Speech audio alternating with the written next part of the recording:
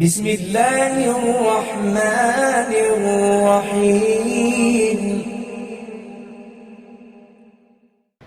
یہ حدیث اللہ کے لیے یاد کرنا، یہ حدیث یاد کرنا، اپنی بیویوں بہنوں بیٹیوں کو سنانا۔ پیارے نبی کے صحابی کہہ رہے کوے کالے سیاہ بیٹھے ہوئے، ایک کوا ٹانگیں اور چونچ سرخ رنگ کی منفرد کوا ہے۔ آپ علیہ السلام نے فرمایا کوئی عورت اس وقت تک جنت میں نہیں جا سکے گی جب تک وہ تمام عورتوں کے بیچ اس سرخ کوے کی طرح نہ ہو جائے جو سیاہ کووں کے درمیان ہے۔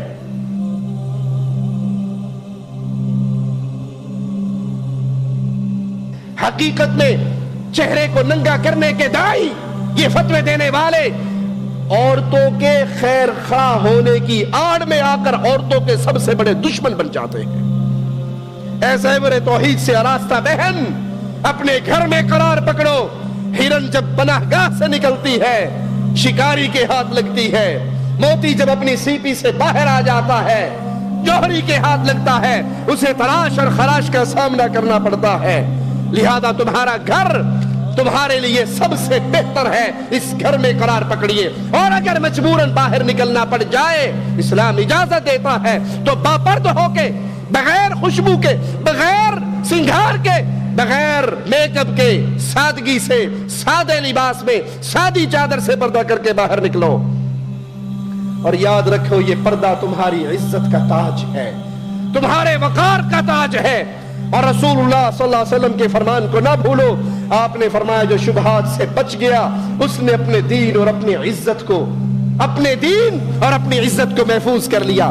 ایسا نہ کہنا، یہ شیطانی سوچ دل میں نہ لانا کہ میں تو ایک ایسے معاشرے میں رہتی ہوں جہاں ساری ہی بے پرد ہوتی ہے، اگر میں ان کے سامنے پردہ کروں گی تو میں تو اجنبی بن جاؤں گی، مجھ پہ تو انگلیاں اٹھیں گی، یہ پردے دار، یہ فلاں کی بیٹی ہے، یہ پردے دار ہے، میں اجنبی بن جاؤں گی۔ اس اجنبیت سے بہتر ہے جیسے ان کے منہ ننگے ہیں میں بھی منہ ننگا کر لوں، ان کا چہرہ کھلا ہے میں بھی چہرہ کھول لوں، یہ بغیر دوپٹے کے ہیں میں بھی دوپٹہ اتار دوں۔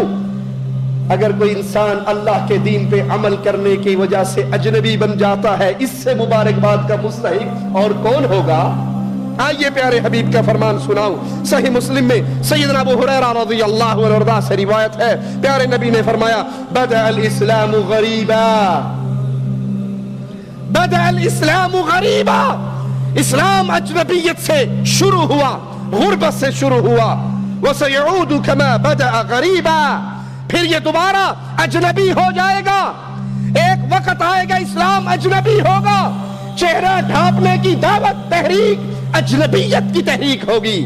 1000 گھروں کے گاؤں کے اندر 10 عورتیں بمشکل ملیں گی جو شرعی حجاب کرتی ہو، جو چہرہ چھپا کے چلتی ہو، جو پورے برقعے میں باہر آتی ہو، جو سادہ لباس میں چلتی ہو۔ لیکن پیارے حبیب کا فرمان اے مسلمان عورت تیرے لیے کتنی خوشخبری لے کر آ رہا ہے، فَطُوبَى لِلْغُرَبَاء، ان اجنبیوں کو مبارک ہو، اور یہ مبارک پیارے حبیب پیش کر رہے، ان کو مبارک ہو جو اسلام پر عمل کرنے کی وجہ سے معاشرے میں اجنبی بن جائے، جو اسلام کو سینے سے لگانے کی وجہ سے اجنبی بن جائے، ان کے لیے مبارک ہو، خوشخبری ہو۔ اجنبیت کو قبول کیجئے، بے حیائی کو قبول نہ کیجئے، اجنبیت کو قبول کیجئے، بے پردگی کو قبول نہ کیجئے۔ مسند احمد میں سیدنا عمر بن عاص سے روایت ہے، کہتے ہیں ایک مرتبہ ہم ایک گھاٹی میں پیارے حبیب علیہ السلام کے ساتھ تھے، آپ نے کہا وہ دیکھو تمہیں کچھ نظر آ رہا ہے؟ ہم نے کہا جی کچھ سیاہ کوے دکھائی دے رہے ہیں جن کے درمیان ایک ایسا کوا ہے جس کی ٹانگیں اور چونچ سرخ رنگ کی ہے۔ یہ حدیث اللہ کے لیے یاد کرنا، یہ حدیث یاد کرنا، اپنی بیویوں بہنوں بیٹیوں کو سنانا۔ پیارے نبی کے صحابی کہہ رہے کوے کالے سیاہ بیٹھے ہوئے، ایک کوا ٹانگیں اور چونچ سرخ رنگ کی منفرد کوا ہے۔ آپ علیہ السلام نے فرمایا کوئی عورت اس وقت تک جنت میں نہیں جا سکے گی جب تک وہ تمام عورتوں کے بیچ اس سرخ کوے کی طرح نہ ہو جائے جو سیاہ کووں کے درمیان ہے۔ کوئی عورت اس وقت تک جنت میں نہیں جا سکے گی جب تک کے درمیان اس سرخ کوے کی طرح نہ ہو جائے جو سیاہ کووں میں منفرد نظر آ رہا ہے۔ یعنی کیا معنی اس حدیث کا؟ یعنی وہ ایسے معاشرے میں رہتی ہو، مسلمان ایسے معاشرے میں عورت رہتی ہو جہاں پہ بے پردگی عام ہو، بے حیائی عام ہو، تو بجائے اپنے آپ کو اس معاشرے کے رنگ میں رنگنے کے، وہ اپنے آپ کو اسلام پہ قائم اور دائم رکھے۔ عورتیں ننگی ہو کے چل رہی چلیں، عورتوں نے لباس اتار دیا اتار دیں، وہ برقعے پھینک چکی پھینک دی، انہوں نے دوپٹے جلا دیے جلا دیں، لیکن اے مسلمان عورت اس معاشرے میں رہتے ہوئے تو اپنے حجاب کو، اپنے پردے کو، اپنے نقاب کو نہ بھولے۔ پیارے نبی فرماتے ہیں جب تک ایسا نہیں کرو گی جنت میں داخل نہیں ہو سکے گی۔ جن مردوں کی غیرت مر چکی ہے، جن کی غیرت کے جنازے نکل چکے ہیں، جن کی رگوں میں مردانگی کا خون ٹھنڈا پڑ چکا ہے، ان کو آخری بات سنا کر اپنی بات ختم کرتا ہوں۔ ان کی غیرت کو جھنجھوڑنے کے لیے ایک مسلمان غیرت مند خامن کا واقعہ سناتا ہوں۔ تاریخ بغداد میں یہ واقعہ موجود ہے۔ ابو عبداللہ محمد بن احمد فرماتے ہیں میں قاضی موسیٰ بن اسحاق کی مجلس میں بیٹھا ہوا، ایک عورت آئی، اس کا ولی، اس نے اس کے شوہر پہ 500 دینار حق مہر کا دعویٰ کیا کہ میری بیٹی کے 500 دینار باقی ہیں۔ خامن نے اس کا حق مہر نہیں ادا کیا۔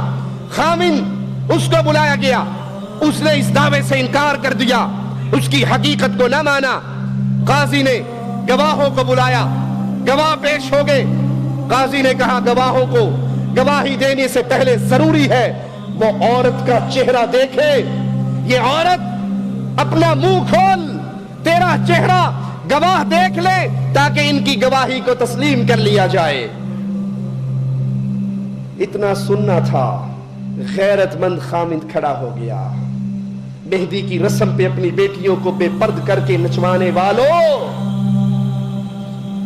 ٹیلی ویژن کے پروگراموں میں اپنی بچیوں کو جانے کی اجازت دینے والوں، بے حیائی کے راستے میں رکاوٹ بننے کی بجائے بے حیائی کا درس خود دینے والوں، تم بھی مسلمان ہو، کیا رشتہ ہے تمہارا سلف صالحین کے ساتھ؟ یہ سنتے ہی کہ قاضی حکم دے رہا ہے عورت چہرہ کھول، گواہ تیرا منہ دیکھیں گے، شوہر کھڑا ہو گیا اور کہنے لگا قاضی صاحب میری بیوی کا منہ نہ کھلواؤ، میں تسلیم کرتا ہوں میں نے اس کے 500 دینار حق مہر دینا ہے، 500 دینار کا خسارہ برداشت کر سکتا ہوں، میری بیوی کا منہ کوئی اور دیکھے یہ بے غیرتی برداشت نہیں کر سکتا،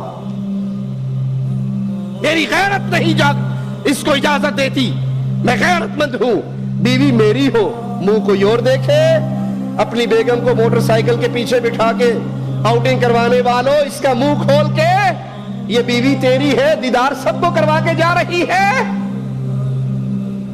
یہ سنتے ہی عورت اپنی جگہ سے کھڑی ہو کر کہتی ہے قاضی صاحب تم گواہ رہنا، مجھے اپنے خامند کی غیرت بڑی اچھی لگی ہے کہ یہ 500 دینار دینے کے لیے تو تیار ہو گیا، میرا منہ کھلوانے کے لیے تیار نہیں ہوا، تم گواہ رہنا میں نے اپنے شوہر کے حق مہر کو معاف کر دیا، یہ دنیا میں بھی بری ہے آخرت میں بھی بری ہے۔